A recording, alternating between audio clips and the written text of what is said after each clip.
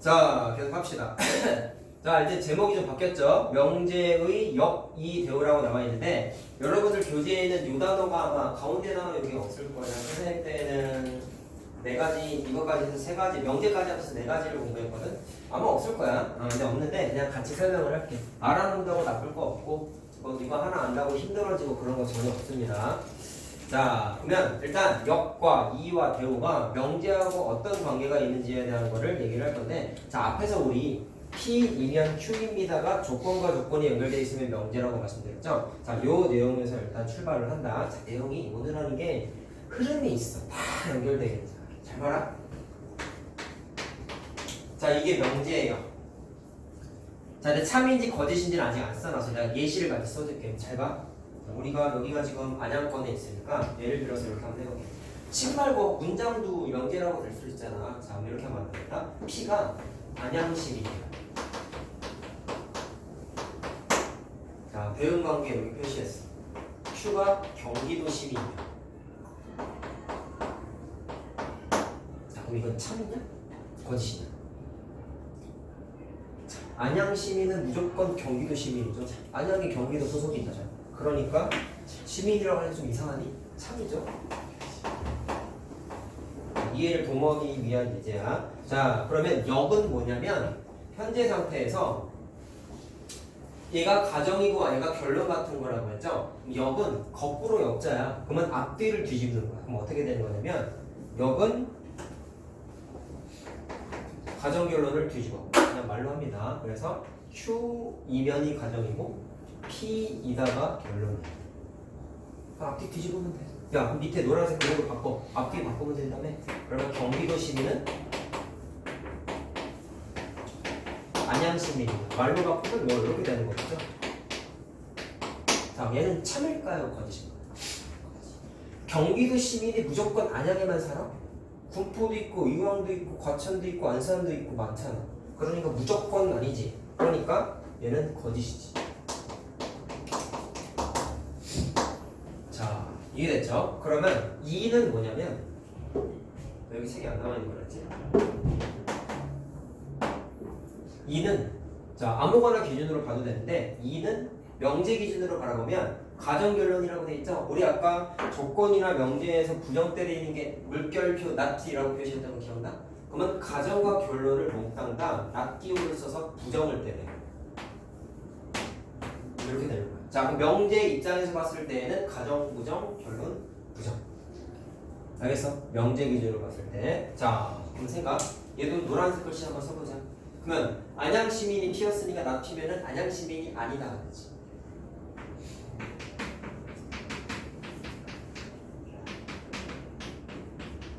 자, 그냥 말로 쭉 풀게. 화살표를 안 하고. 안양 시민이 아니면 경기도 시민이다가 Q니까 나 P가 나 Q가 됐으면 아니다 그렇게 해야 되죠.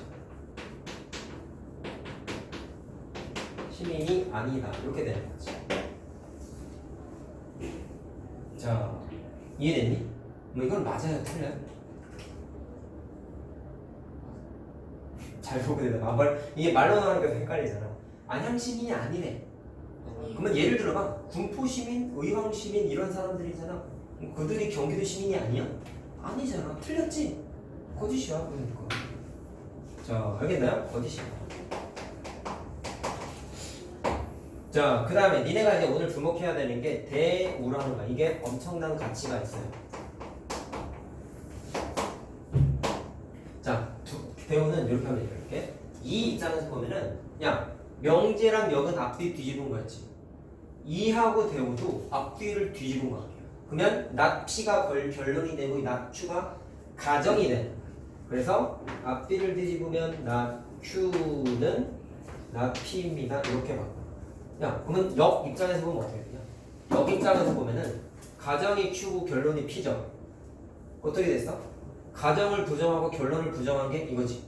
근데 이거랑 같이 볼래? 가정하고 부정 결론 아니 미안. 가정 결론 부정한 게 이거지. 가정 결론 부정한 게 이거지. 형태가 어때? 변형되는 게 똑같지. 좌에서 우로 봐봐. 명제에서 역이 되면은 앞뒤를 뒤집었지. 이에서 대우가 될 때도 앞뒤를 뒤집었지. 관계가 똑같지. 자, 뉘앙스 알겠어요? 자, 이렇게 표로 하나로 만들 수가 있어요. 자, 그래서 좌우로 바뀔 때는 앞뒤가 뒤집히고 위아래로 바뀔 때에는 가정 결론을 몽땅 다 부정하게 되겠어. 자, 그럼 이것도 노란색깔 써보자. 이거 기준으로 바꿔볼까? 안양 시민이 아니면 경기도 시민이 아니다의 부정이니까, 자, 앞뒤를 뒤집은 거니까 앞뒤를 뒤집으면은 경기도 시민이 아니면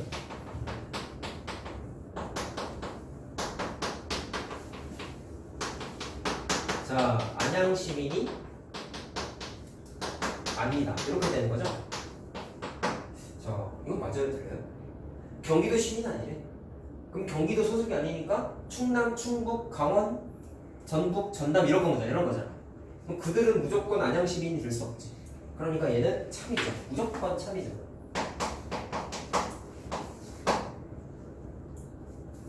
자, 이해됐어요? 그럼 그 다음에 다른 관계도 한번 볼게. 명제 입장에서 보면은 잘 봐라. 빨간색 동그라미 얘 빼고 동그라미 주목해보세요. 명제가 참이었지. 근데 일로 와봐. 이거를 지금 대우라고 부른다 했잖아. 대우도 따져보니까 참이었지.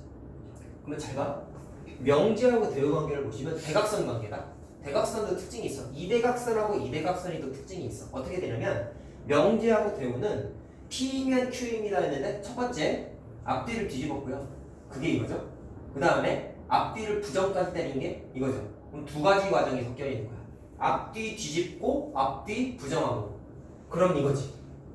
거꾸로 가도 돼 사실은. 앞뒤를 뒤집고 앞뒤를 부정한 건데 얘는 앞뒤를 부정한 다음에 뒤집었지. 순서만 다르지 결론은 똑같죠. 그럼 별통 많이 할 때 이제 어떻게 하냐면 앞뒤를 뒤집으면서 부정까지 때리면 얘가 돼. 근데 잘 봐. 근데 니네가 기억해야 되는 게 이거 참이었죠. 대우도 결론 내려보니까 뭐였어? 참이었지. 근데 일치. 이거 하나 알아야 돼. 명제가 참이면 대우도 참이야. 근데 지금 내가 대우를 어떻게 만든다고 했어요? 앞뒤를 뒤집고 부정 때린다 했지. 그럼 얘 기준으로 얘를 바라볼래? 얘 기준으로 바라보면 앞뒤 뒤집으면 P면 Q입니다죠. 그 다음에 부정 때리면 어떻게 돼? not P면 not Q입니다죠. 그게 이거지. 그럼 얘랑 얘도 대우라고 불러. 자, 다시 봐. 명제 입장에서 얘가 대우야. 근데 여기에 쓴 이 역 대우는 얘 기준으로 쓴 거야. 근데 얘 기준으로 바라보면 얘가 여기야. 앞뒤 뒤집었잖아. 이해됐어요? 그 다음에 얘 기준으로 바라보면은 앞뒤를 뒤집고 부정까지 때렸지. 그게 뭐 하는 거라고? 대우 계산하는 방법이란 말이야. 그럼 얘 입장에서는 2가 대우가 되는 거야. 쉽게 생각하면 크로스 관계는 무슨 관계? 대우 관계. 알겠어요? 앞뒤 뒤집고 부정 때리고. 자, 이해됐죠? 근데 얘랑 얘도 봐봐라. 거짓이었지. 대우 관계인 이 녀석도 거짓이었지. 일치하네. 얘 입장에서 얘가 대우였는데 일치하지. 참으로. 그럼 결론이 뭐냐면 대우 관계인 거는 무조건 참 거짓이 일치하게 돼 있어. 자, 적어줄 거야. 근데 조심해야 되는 거. 얘가 참인데 얘가 거짓이 됐죠. 자, 이건 예시 중에 하나 쓴 거거든, 얘들아. 내가 지금 말한 것까지만 규칙이고 원래 명제가 참이었는데 여기 거짓이 됐다? 그럼 선생님 명제를 앞뒤를 뒤집으면 무조건 거짓이 되는 거 아닌가요? 근데 그건 아니에요. 이거는 수많은 예시 중에 하나일 뿐이고 참인데 앞뒤를 부정을 때린 게 아니라 앞뒤를 뒤집은 거잖아. 앞뒤를 뒤집었는데 얘는 그냥 거짓 명제로 바뀌었을 뿐이야. 얘랑 얘도 마찬가지야. 따라서 좌우는 관계가 없어요. 제일 중요한 거 뭐냐면 대우끼리는 참인지 거짓인지가 일치해. 이게 중요한 거야. 그리고 변형되는 건 철저하게 암기해야 돼. 책엔 이게 안 나와 있어. 알겠죠? 역 계산할 때는 앞뒤 뒤집으시고요. 대우 계산할 때는 앞뒤 뒤집는 것뿐만 아니라 각각을 부정까지 때립니다. 알겠죠? 무슨 말인지. 자, 그리고 요거를 포함관계도 하나 좀 표현 좀 해보자. 자, 얘 봐라. 이게 화살표가 지금 성립했잖아. 그럼 아까 내가 표시 안 해도 된다 했지만 여기 동그라미 쳐도 되는 거야. 그럼 집합의 진리집합 입장에서는 P랑 Q랑 포함관계 이렇게 되는 거 같냐?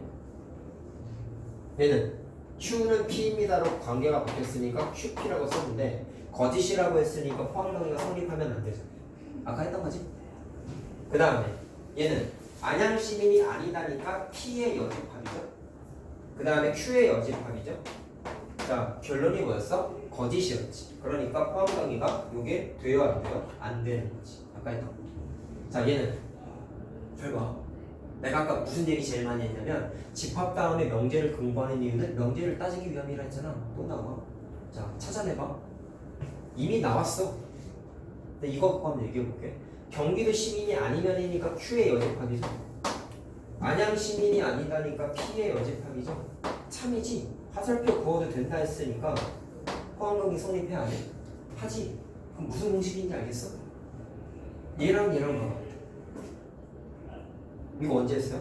이것에 양변의 여집합 씌우면 입 벌린 방향이 바뀌지. 그게 여기 있잖아.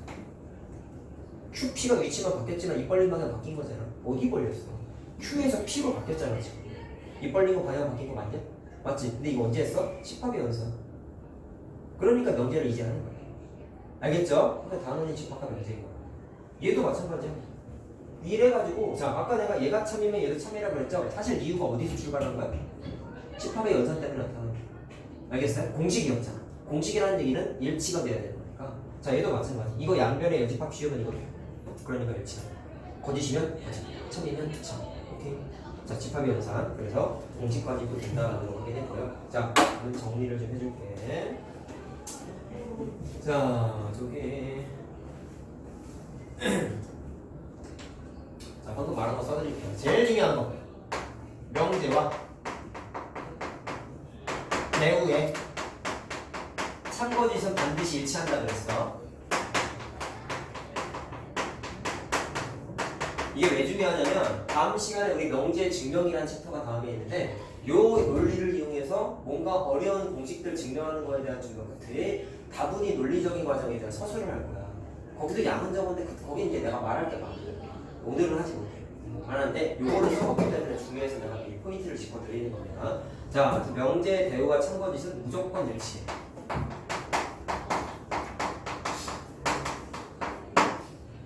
자, 근데 조심해야 되는 게 아까 내가 뭐라 그랬어요? 얘랑 얘랑 관계가 없다 했지? 자, 됐니? 자, 그래서 명제하고 역하고의 참거짓은 논리 관계가 없습니다. 자, 그래서 반드시 일치하지는 않아. 알 수 없다는 거야. 해봐야 알아. 부분 잘 지어야 된다. 대우 관계끼리만 된다는 거. 그래서 별표가 중요한 이유는 우리가 다음 시간에 할 증명하는 것 때문에 쓴다 했죠? 자, 일단 적어드리면 원래 명제에 자, 이게 왜 좋냐면 명제나 조건이나 참일대가 재밌다 그랬지. 수학자들이 그래서 참일대를 찾으려고 노력을 수십 년 한다 했잖아. 아까 얘기했었죠? 자, 원래 명제가 공식을 만들고 싶어서 참인지 따지고 싶은 거야. 거짓인지도 따지고 싶은 거야. 자, 근데 아무리 노력을 해봐도 판단이 안 돼. 곤란해. 이게 실전 가치야. 판단이 힘들 때 원래 명제 갖고 안 가지고 대우 갖고 판단해요. 대우로 판단합니다.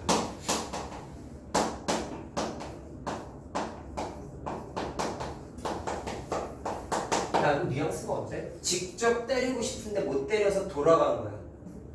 오케이?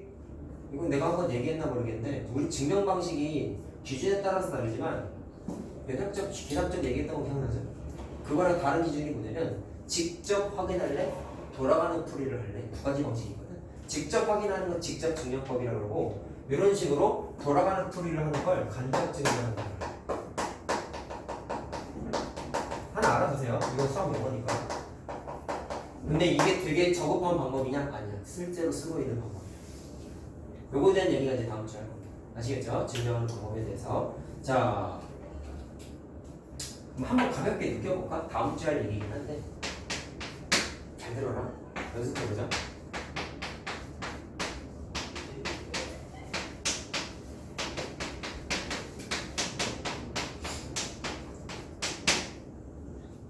자, 각각은 조건이죠. 조건끼리 연결되어 있으니까 명제라고 부른다든지 지금 참고지를 반드시 따져야 돼.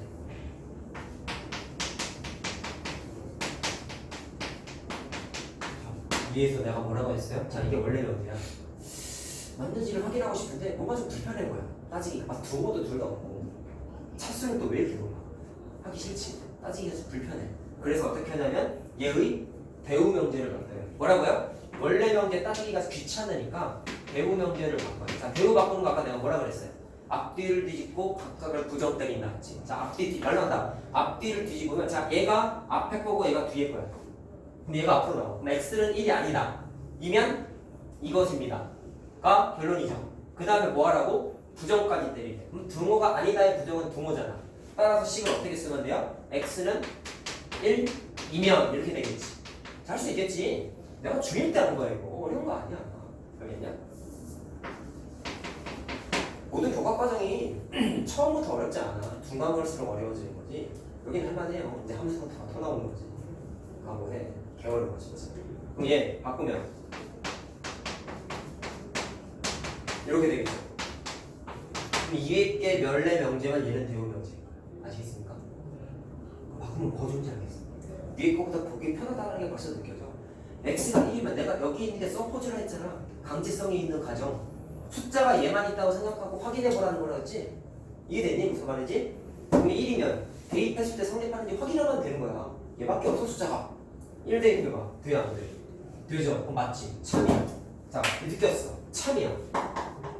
선생님이 위에 뭐라고 써놨어요? 명제와 대우의 참거짓은 무조건 일치한다 했지. 이유는 집합의 연산 과정에 의해서. 이해됐습니까? 그러면 아래 거가 대우가 참이니까 원래 명제도 참이야 라고 선언하겠다. 이게 간접 증명법이에요.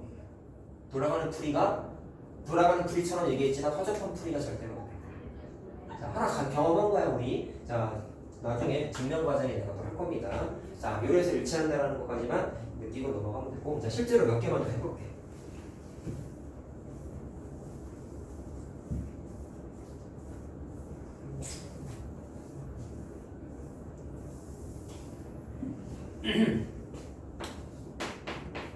자, 지금 써주는 건 사실은 얘 때문이에요. 명제하고 역의 참거짓이 무조건 일치하진 않는다. 될 때도 있고 안 될 때도 있다는 걸 좀 보여주고 싶어서 일단 무난하게 푸는 거 한번 얘기해볼게요. 자, 명제가 다음과 같이 써있어. 자, 간단한 걸 한번 해보자. x-2는 0이면 자, x제곱 마이너스 4는 0이다. 자, 역, 이, 배우 다 바꿔보자. 연습해보자. 자, 그럼 역부터 바꿔보자. 역은 앞뒤를 뒤집는 거예요. 그래서 x제곱 마이너스는 0이면 x 마이너스 2는 0이다. 이해됐죠? 그 다음에 2는 어떻게 한다냐? 명제 기준으로 봤을 땐 어떻게 했지? 가정과 결론을 부정했지. 기억나니? not p면 not q이다 됐어요. 그래서 부정을 때리면 부모가 아니지. 오케이? 자, 그럼 얘는 x제곱 마이너스 3은 0이 아니다. 이렇게 되겠죠. 자, 그럼 대우는 어떻게 바꿔?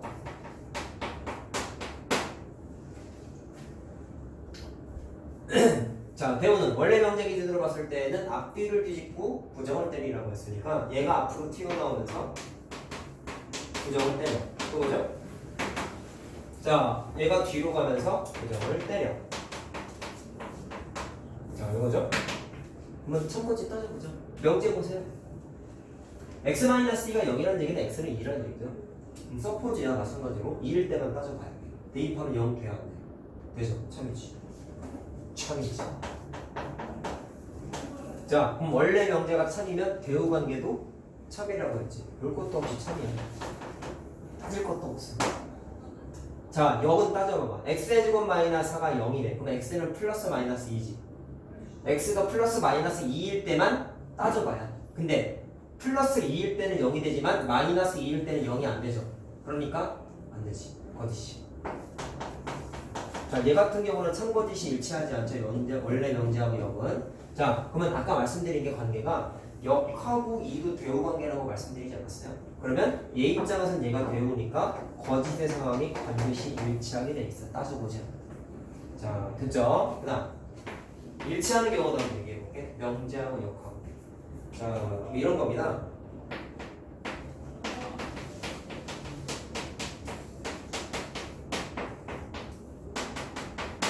자, 간단한 거. 야, 참이야 거짓이야? x가 0이면 x 제곱해서 0 맞죠? 참이죠. 0 만들어 볼까요? 자, 앞하고 뒤하고 뒤집으면 되잖아. 참고지 따져볼래? x의 제곱이 0이라는 얘기는 x는 0일 때밖에 안 되죠. 그럼 x가 0일 때만 따져봐요. 근데 0이잖아. 맞지? 이렇게 역을 만들어도 참이 될 때도 있다.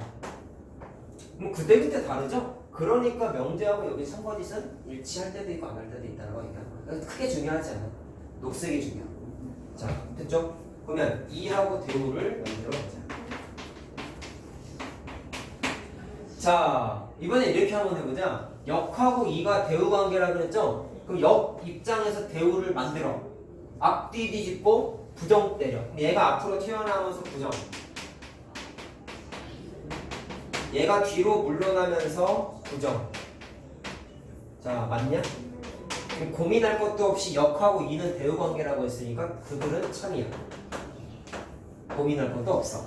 자, 대우는 얘 기준으로 바꿔보자. 앞하고 뒤를 뒤집고 부정 때리는 거니까 x의 제곱이 0이 아니다가 되면은 얘가 뒤로 튀어나오면서 x는 0이 아니다. 이렇게 되는 거지. 원래 명제가 참이니까 대우 관계인 녀석도 당연히 참이 되겠죠. 됐죠? 자, 연습 한번 해봤고.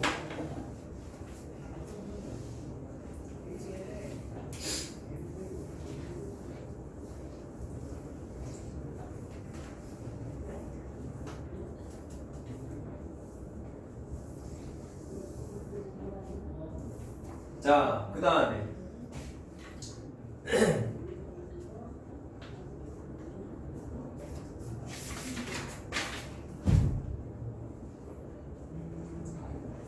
자, 이제 네모 1번. 번호가 몇 개였는데? 나 번호를 잘못 적었네. 자, 다음 거 합시다. 네모 1번이죠 이제. 새로운 영어가 또 나오네. 충분 조건, 필요 조건인데. 자, 일단 정인이가 하나 알아야 돼.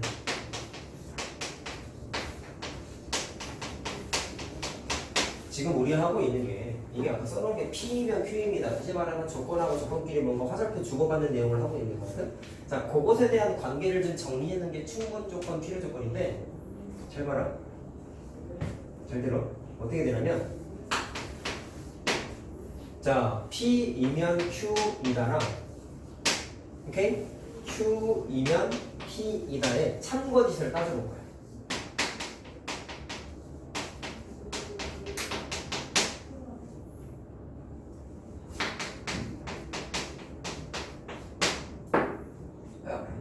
어떻게 되냐면 잘 봐라. 야, 여기 잘 봐. 위에 거랑 아래 거랑 차이가 뭐야? 위에 거는 P에서 Q로 화살표를 쐈지. 얘는 Q에서 P로 화살표를 쐈지. 화살표에 주목해봐. 화살표를 쏘고 화살표를 맞은 대상이 다르죠. 얘가 양궁선수고 얘가 표적이라고 생각해보라고. 어? 알겠어? 그럼 대상이 다르지. 쏜 선수가 다르잖아. 뒤집어진 거야, 화살표의 방향이. 이거를 보통 어떻게 하냐면 따로 쓰지를 잘 안 하고 P에서 Q로 화살표를 쐈고 Q에서 P로 화살표를 쐈고 이거를 한꺼번에 표현해. 자, 알겠어요? 그럼 경우의 수가 뭐가 있냐면 잘 들어라. 아까 화살표를 쏴도 되면 동그라미를 치고 안 되면 이렇게 긋는다고 했었잖아. 자, 이해되니? 그럼 보통 이렇게 화살표를 썼을 때 P이면 Q이다에만 화살표를 쏴도 되는 경우는 줄여서 어떻게도 표현을 하냐면요. 야, 일방적으로 왼쪽에서 오른쪽으로만 쓴 거지. 그거를 조금 강조하기 위해서 화살표를 진하게 이렇게 쓰는 경우도 있어. 두 줄 긋는 거야. 이쪽으로만 돼? 라고 강조한 거야. 그냥 참고만 하세요. 자, 됐어요? 그럼 다른 것도 한번 얘기해볼게. 자, 이게 조금 처음에 헷갈린다. 내가 암기하는 것도 알려드립니다. 자, 이번엔 이렇게 되는 거야. 얘는 안 되고 얘는 돼. 화살표를 쓰는 게. 오빠 언제까지 할 거야? 잘 봐. 그럼 얘는 어떻게 되냐면 화살표를 오른쪽에서 왼쪽으로만 쏘는 게 가능한 거죠. 그러면 이때는 왼쪽으로만 돼! 라고 강조하는 거야. 두 줄 그어서. 됐니? 자, 이걸 이제 해석할 거예요. 잘 보세요. 요거부터 봐봐. 화살표를 어떻게 썼죠? P에서 Q로 갔죠, 화살표가. 이해됐니? 그때 P는 화살표를 쏘내지. Q이기 위한. 야, Q는 화살표를 쐈어요? 받았어요? 받았지. 그럼 주체를 앞에 거 먼저 볼까? P가 화살표를 쐈지. 맞았지. 그때 P는 Q 입장에서 봤을 때 뭐라고 부르냐면 충분 조건이라고 불러. 자, 반대로 얘기할게요. 화살표를 맞은 애가 Q죠. 쏜 애가 P죠. 맞은 애가 Q죠. 맞은 애는 이때는 뭐라고 부르냐면 화살표를 맞은 녀석은 필요 조건이라고 불러요. 아까 지금 이렇게 맞았다 쐈다 얘기하는 이유가 있다. 충분 조건일 때 P는 뭐였어? 쏜 애야. 필요 조건인 Q는 화살표를 맞은 애야. 자, 오케이. 자, 연습 한번 해보자. 자, 부분만 지우면 돼요, 얘들아. 그럼 아래 거는 어떻게 되냐면 Q가 쐈지. P가 화살표를 거꾸로 맞았지. 그럼 Q부터 쓸게. Q가 화살표를 쐈지. 쏜 애가 위에 충분 조건이라고 했잖아. 그럼 얘도 똑같은 거야. Q는 P 미기 위한 충분 조건이라고 부르고요. P는 화살표를 맞았지. 그러면 Q이기 위한 화살표를 맞으면 위에 내가 뭐라고 썼어? 필요 조건이라고 했지. 그래서 충분 조건, 필요 조건이라고 이렇게 쓸 수가 있어요. 하나의 규칙을 알았네. 화살표를 쏜 애는 충분 조건, 화살표를 맞은 애는 필요 조건. 하나 외우면 됩니다. 자, 그리고 원래 이거 말고 하나가 더 있을 수가 있는 게 양방향 다 화살표를 못 쏘는 건 잘 안 하고 보통은 어떤 경우도 생기냐면 P하고 Q가 화살표를 서로 쏘는 거야. 너 죽어라. 서로 쏘는 거야. 양방향 소통을 하고 살 수 있어. 이런 경우도 있다. 얘는 야 양방향 소통했지? 그러면 화살표를 양방향에다가 다 쏘게끔 이렇게 표현하는 경우도 있어. 이것도 있어. 그러면 이때는 우리가 뭐라고 그러냐면 잘 들어. 화살표를 쓰고 맞았어 서로가. 썼을 때 충분히 맞았을 때 필요인데 그게 지금 양쪽 다 같은 입장 아니냐? 오케이? 보통 이럴 때는 두 가지 빨간색 글씨를 한꺼번에 줄여서 표현하게 됐어요. 어떻게 보냐면 P와 Q는 둘 다 충분 조건이면서 필요 조건이 돼서 줄여서 합쳐서 필요 충분 조건이라고 해요. 학교 선생님들이 그냥 필충 조건 이렇게 줄여서 부를 때도 있어요. 양방향 소통할 때는 필요 충분 조건이라고 해요. 자, 알겠습니까? 그리고 보통 개념상에서 양방향 소통이 되는 쉽게 생각하면 이거예요. 얘는 얘고 얘는 얘래. 그럼 마치 뭐냐면 앞에 있는 조건하고 뒤에 있는 조건이 가정과 결론의 역할을 동시에 다 하는 거야. 그럼 간단히 생각하면 앞에 거랑 뒤에 거는 똑같은 거야. 자, 수학적인 개념에서 식은 다른데 의미가 똑같은 걸 뭐라고 불렀어? 동치라고 불렀지. 동치관계의 표현이에요. 알겠죠? 하나 기억해놔. 자, 이런 걸 그래서 필요 충분 조건을 보통 동치관계라고 불러요. 됐어요? 자, 그럼 외우는 거 좀 얘기해보자. 어떻게 외울래? 선생님이 중학교 때 공부했다 했지? 자, 이건 틀리 안 할 거야. 잘 들어라. 중학교 1학년 때 담임 선생님이 수학 선생님이었는데, 영어 선생님이었구나. 몇 반 수학 선생님이 와서 수업을 들었어. 얘들아, 필요 충분 조건 헷갈리지 방향이. 자, 유치하게, 애들이니까, 중2 애들이니까, 유치하게 되는 거야. 얘들아, 양궁 선수가 바람한테 화살을 쏘면, Q는 화살을 맞았으니까 어떻게 되겠어? 피가 나겠죠? 피가 나니까 필요 조건이야. 어우, 내가 지금 얘기해도 참 무한하긴 한데 피를 맞자 화살표 맞았으니까 피가 나잖아. 그래서 필요 조건이야. 그럼 피는 얘한테 화살표를 쐈지. 그럼 화살표를 쏘기 위한 자격이 충분한 녀석이지. 쉽게 생각해. 얘 양궁 선수야. 양궁 선수가 화살표를 양궁 선수 아니면 화살 못 쏘잖아요. 대회에서. 그러니까 얘는 화살을 쏘기 위해 충분한 애야. 얘는 화살 맞아서 피 나는 애야. 그래서 충분 조건, 필요 조건 이렇게 했어. 이해만 해. 외우는 방법 첫 번째. 자, 고딩 때도 이것도 했거든요. 왜냐면 개념 학습해야 되니까. 당연히 1학년 때 배운 거니까 필요 조건, 충분 조건 기억하겠냐? 까먹겠지. 고등학교 선생님은 그냥 무식하게 머리가 컸으니까. 잘 들어. 이거 써볼게. 고등학교 선생님은 얘는 화살표를 Q한테 쐈죠. 그럼 준 거지. 자, 써줄게. 이렇게 되는 거야. 화살표를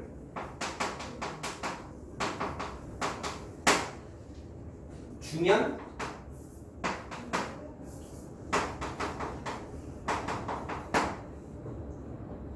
화살표를 쓴 애가 충분 조건이라고. 지금 충분 조건이야. 외우는 건 이제 본인들이 알아서 외우세요. 팁을 2개 드린 거니까. 그 다음에 맞은 애가 필요 조건이지. 화살표를 받은 애는 필요 조건이지. 자, 단순하게 알게한다 했잖아. 앞자만 따는 거야. 주, 충, 받, 필. 뭐가 편한지 본인이 판단해. 알았죠? 둘 중에 하나만 외우자 일단. 주충과표를 할래? 화살표 쓰면은 충분한 녀석, 화살표 맞으면 피나는 녀석 이렇게 할래. 그건 네가 얘네들하고 해라. 자 됐죠? 그리고 이걸 좀 더 개념상 왜 충분 조건 필요 조건인지가 좀 헷갈릴까봐 그 의미 부여를 하기 위한 연습을 한번 해볼게요. 해보시고. 아까 안양시민 경기도 시민 얘기했잖아. 그거 돌아보세요. 안양 시민이면 경기도 시민이다. 참이죠? 그치? 분석해보자. 의미부여를 하면 이런 거. 야, 위에 거의 개념에 따르면 얘에서 얘로 화살표를 썼으니까 화살표 써내 충, 받은 애 필. 그래서 충분 조건, 필요 조건이야. 이해되니? 그럼 이걸 의미부여하면은 안양시민은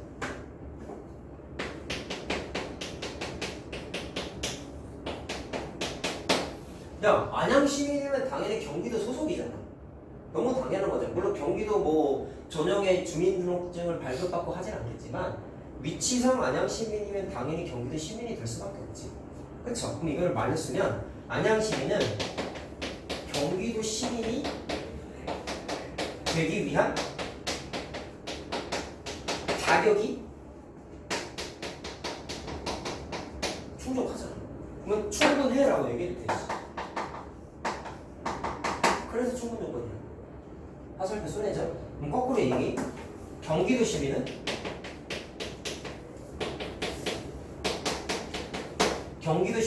안양 시민이 되기 위한 잘 봐요.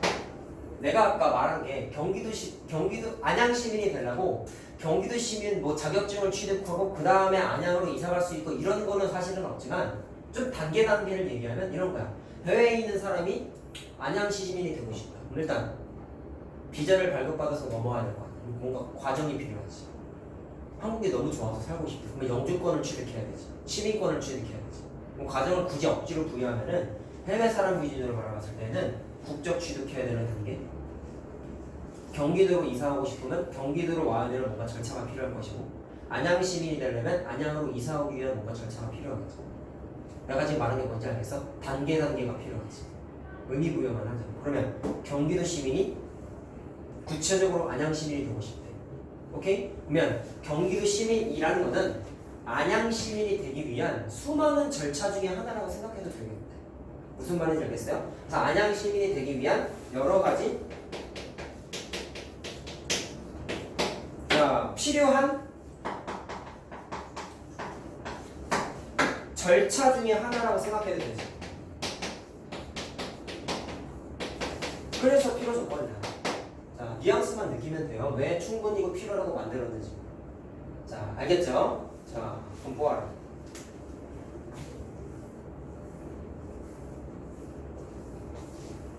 야, 이게 사실 선생님 때에는 집합을 1학년 때 공부하다 보니까 선생님도 중학교 2학년 때 삼각형, 사각형 닮은 공부했거든? 교육과정 똑같거든요. 선생님 때는 문제가 이런 게 나왔어. 우리는 이제 집합과 명제를 지금 하고 있기 때문에 이제 이걸 이해할 수 있어요. 잘 봐라. 전체 집합이 평행사회예요. 중학교 2학년 사각형의 성질을 써서 돌아오자. 선생님 시절에 이런 문제가 있었어요. 우리가 알고 있는 게 평행사변형에서 조건이 추가되면 마름모가 되고 또는 직사각형이 될 수도 있고 심지어 마름모에서 직사각형 조건 추가되면 정사각형 직사각형에서 조건 추가되면 정사각형 이런 식으로 과정이 있었다는 걸 기억납니까? 그거를 벤다이어그램으로 표시하면 평행사변형 중에 일부분은 직사각형이 있을 수도 있고 마름모가 될 수 있는 녀석이 섞여 있겠죠. 그 중에 직사각형의 성질과 마름모의 성질을 동시에 갖고 있는 걸 우리가 정사각형이라고 부르지. 여기가 정사각형. 선생님들이 이렇게 먹었어. 그러면 정사각형은 직사각형과 마름모의 교집합. 이렇게 했단 말이야. 근데 지금 이해되지 않냐? 이 녀석과 이 녀석의 성질을 공통으로 갖고 있는 게 정사각형이야. 너무 당연히 이렇게 될 수밖에 없죠. 자, 이해됐어요? 이렇게 됐을 때, 자, 그냥 해석만 해보자. 자, 직사각형은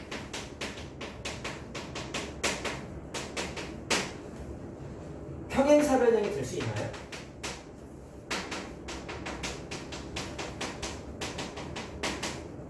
다시 말하면 화살표를 이렇게 쏠 수 있냐고. 아까 화살표를 쓰고 안 쓰고는 기초적으로는 어떻게 했어? 진리집합으로 따졌다. 근데 이미 진리집합 표시했어. 맨날 해버리면 이게 집합이잖아. 직사각형보다 평행사변형의 범위가 넓지. 그럼 입 벌리는 거 어디로 벌려? 오른쪽으로 벌리지. 화살표 쏴도 돼요, 안 돼요? 되죠. 그럼 얘는 돼. 이렇게 따지는 거야. 자, 그러니까 집합 갖다가 좀 더 니네가 지금 내가 이거 하고 있는 게 결국에 뭔지 알겠냐? 니네가 중학교 2학년 때 도형 공부한 개념을 사실은 이거를 같이 했어야 돼. 근데 니네 교육과정에서 지금 하고 있잖아. 그러니까 어떻게 보면 공부를 옛날에 비하면 비논리적으로 하고 있는 거야. 상대적으로. 근데 난 옛날 사람이니까 이게 너무 싫은 거지. 알겠지? 내가 만약에 학원 원장이면, 학교 선생님이면, 교장이면 중학교 1학년 애들한테 이거부터 수업할 거야. 이거 진짜 필요하거든. 근데 어려운 내용이 아니고 국어 시간이지. 오케이? 자, 헐리야? 별로야? 자, 보세요. 그러면 얘기를 한번 해보자. 말로만 해보자. 자, 직사각형이 평행사변형에다 화살표를 썼으니까 직사각형은 평행사변형이 되기 위한 무슨 조건이라고 할 수 있겠어요? 충분 조건이라고 할 수 있겠지. 맞니? 그러면 평행사변형은 화살표를 받았어. 그러니까 P가 나야 되네. P로 조건.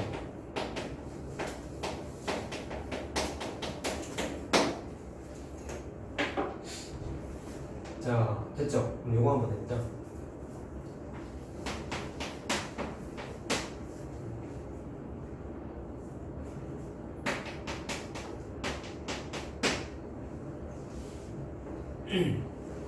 조금 어려울 수 있어. 실수 A, B에 대해서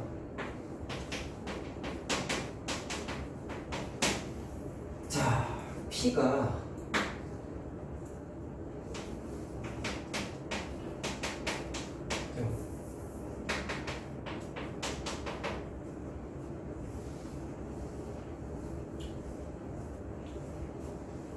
A가 0이고 B가 0이다. 그리고 Q가 절대값 A 더하기 절대값 B가 0이야. 얘들의 관계를 한번 따져볼게요. 자, 다시 말하면 충분 조건이야, 필요 조건이야, 필요 충분 조건이야, 이거밖에 없거든. 자, 이거 중에 어떤 거에 해당해라는 걸 한번 분석해 보는 거야. 자, 그럼 잘 봐라. 얘랑 얘의 진리집합을 한번 따져보자. 자, 그럼 어떻게 되냐면 첫 번째.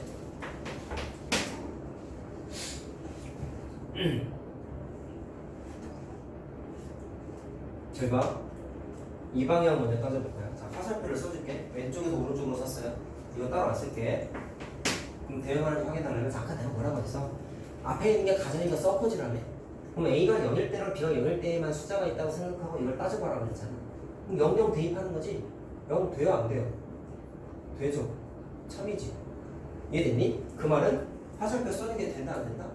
된다. 알겠죠? 자, 어렵지 않지? 자, 그래서 그냥 써줄게.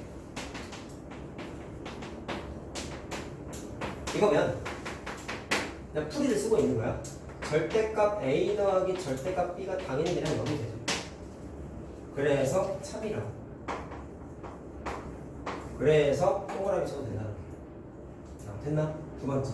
이런 문제가 다 이래서 문제 따져보는 거야. 자, 반대 방향으로 화살표 쓰는 거 하면 되겠네. 이거 무슨 얘기야? 얘가 가정 서포즈, 얘가 결론. 자, 이해됐니? 그럼 생각해보자. 자, 는 0이잖아. 자, 요거이면 야, 과정을 생각해. 절대값 A는 음수가 될 수 없죠. 0보다 크거나 같지. 맞냐? A, B는 실수니까. 얘도 절대값이었으니까 0보다 크거나 같지. 이거 이런 비슷한 거 어디 있었어?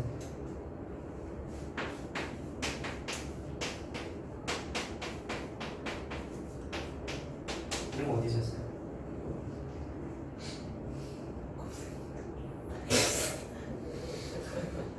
이런 거 어디 있었어? 수학상에서 언제 했어? A, B, C, D가 실수야. 안 했어요? 무슨 방정식이었어? 야, 단순하게 생각해. 4차 방정식 언제? 4차 방정식 공부하셨어요? 선생님 때 한 건데? 미분 공부하셨습니까? 야, 식의 구조만 봐. 식 몇 개야? 한 개죠? 문자 몇 개야? 그럼 식의 개수보다 문자의 개수가 많죠? 그런 식을 무슨 식이라고, 무슨 방정식이라고 불렀어? 부정방정식이라고 했잖아. 그 소거 아니야. 풀이를 두 가지밖에 공부 안 했다고. 정수조건 부정방정식, 실수조건 부정방정식 기억나니? 실수조건 부정방정식일 때 무조건 완전제곱식으로 체인지해서 완전제곱식의 특징은 무조건 0보다 크러 같다라는 특징을 이용해서 답이 0이 되려면 무조건 얘도 0이고 무조건 얘도 0이 됐어야 되잖아. 기억나냐? 이거랑 똑같아요. 잘 봐. 부정방정식이랑 비슷한 거야. 사실 같지. 얘도 문자 두 개고씩 하나잖아. 부정방정식. 그러면 절대값 자체가 0보다 크거나 같아야 되다 보니까 더하는 게 0이 되려면 반드시 앞에 절대값 뒤에 절대값 0 돼야 되지.